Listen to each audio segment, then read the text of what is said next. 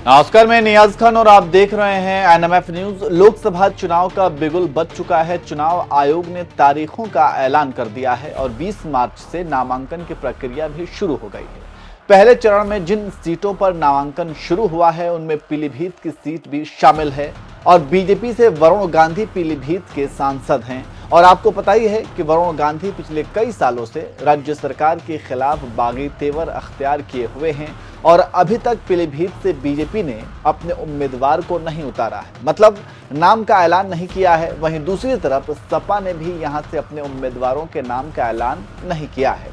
अब ऐसे में सवाल यही है कि यहां से आखिर किसे मैदान में उतारा जाएगा, क्योंकि वरुण गांधी तो अभी यहां सिटिंग सांसद हैं, लेकिन पिछले कुछ सालों से वरुण गांधी का जो रवैया अपनी ही पार्टी के साथ रहा है, जिस तरह से अपनी ही सरकार से लगातार वरुण गांधी सवाल पूछते रहे हैं, घेरते रहे हैं, ऐसे में कहा यह जाने लगा है कि वरुण गांधी का शायद बीजेपी से मोह भंग हो गया है। अब चूंकि लोकसभा चुनाव 2024 के लिए इस सीट पर नामांकन शुरू हो गया है, तो ऐसे में सवाल यही है कि आखिर यहां से उम्मीदवार कौन होगा। क्या बीजेपी वरुण गांधी को ही यहां से मैदान में उतारेगी या फिर वरुण गांधी के बागी तेवर को देखते हुए उनका टिकट कटने वाला है। वैसे पीलीभीत की सीट से उम्मीदवारों के नाम को लेकर राजनीति तेज हो गई है, क्योंकि अखिलेश यादव ने इशारों ही इशारों में वरुण गांधी को सपा से चुनाव लड़ने का न्योता दे दिया है। जी हां, अब जब सवाल ये उठ रहा है कि वरुण गांधी का क्या होगा, बीजेपी फिर से टिकट देगी या फिर वो निर्दलीय या किसी दूसरे पार्टी के सिंबल पर चुनाव लड़ेंगे। इसी बीच अखिलेश यादव ने वरुण गांधी के लिए साफ संकेत दे दिया है कि वरुण गांधी के लिए सपा का दरवाजा हमेशा से खुला हुआ है।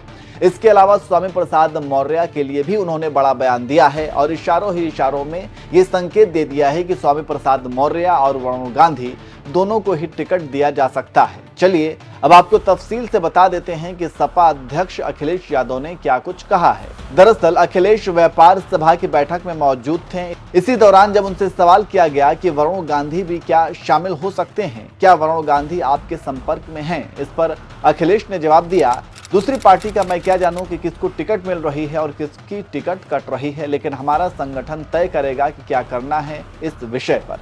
इसके बाद जब स्वामी प्रसाद मौर्य के बारे में पूछा गया कि मौर्य आपके संपर्क में हैं या नहीं, तब अखिलेश ने सवालिया लहजे में जवाब दिया कि वो हमारी पार्टी कब छोड़ गए क्या, मुझे नहीं पता कि वो छोड़ गए, मेरी जानकारी में नहीं है। अखिलेश के दोनों ही जवाब से आप अंदाजा लगा सकते हैं कि उन्होंने किसी भी बात से साफ इनकार नहीं किया, मतलब उन्होंने इशारों ही इशारों में दोनों ही नेताओं के लिए सपा का दरवाजा खुला रखने का संकेत दिया है।